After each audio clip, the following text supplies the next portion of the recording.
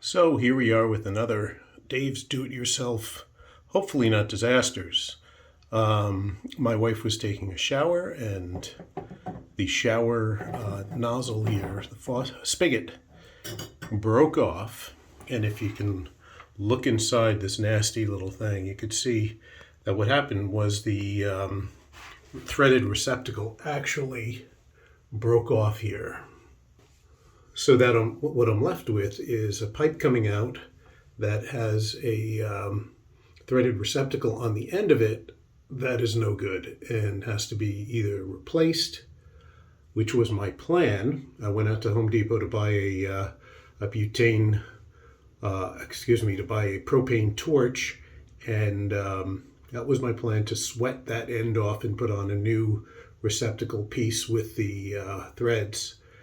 But the gentleman at Home Depot suggested I just cut this piece off and put on a spigot that has an adjustable screw, an Allen screw, and it sounded like a much easier proposition. So that's what I'm gonna try to do. So I'm gonna try to cut the pipe here and mount the new spigot on. And also I got some plumber's putty to fill in this area here because nobody wants to get water back into the walls. This is the tub spout that was recommended, that has a slip fit. And I have a tube cutter. I'm going to use that to cut the copper pipe a little bit in from the joint here, and we'll see how it all works out. So the first thing I'm going to do is put this tube cutter on here and then tighten it up. Keep tightening here. And tighten our knob a little bit.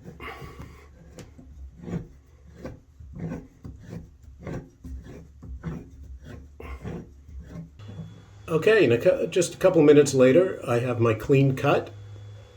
So I can dispose of this piece now and focus on putting my water spigot, my tub spout, here on the pipe. Let's see how that goes on. What I have here is an Everbuilt tub spout, and it mounts in a few different ways. What I'm going to be using is this piece here, which is made to fit around the pipe that I just cut, and it has a little adjustment here and comes with a little Allen wrench to make that adjustment. And once this piece, which is threaded, is installed, I'm then going to take the new spout, and you can see here that it has threading that fits onto this piece here.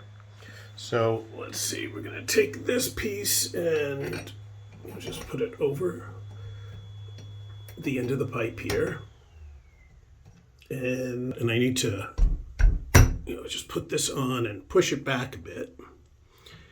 And I will have to I'll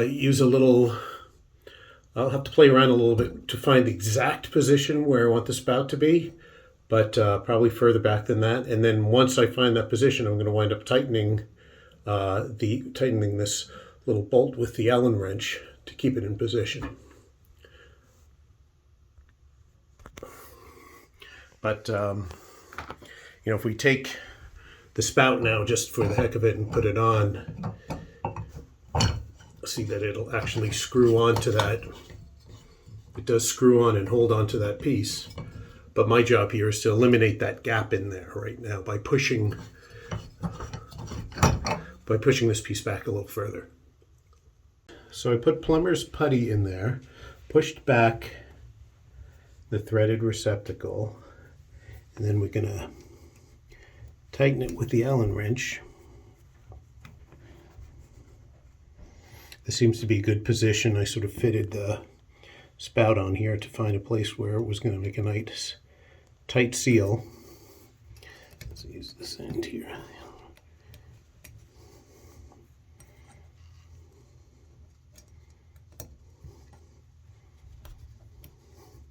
You do want to tighten this before you test the the spigot, because it will get stuck inside the spigot. That's what just happened to us. So we're going to tighten it here.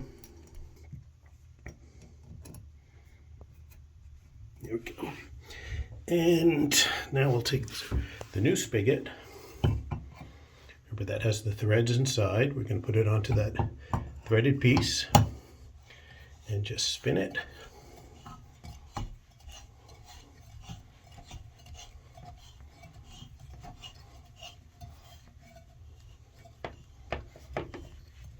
Looks like it's fitting nice and snug against the background there.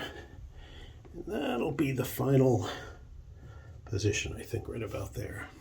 And there you have it, a new spigot. Really should not take more than about 5 to 10 minutes to do this with the cutting of the pipe. Let's see how it works. There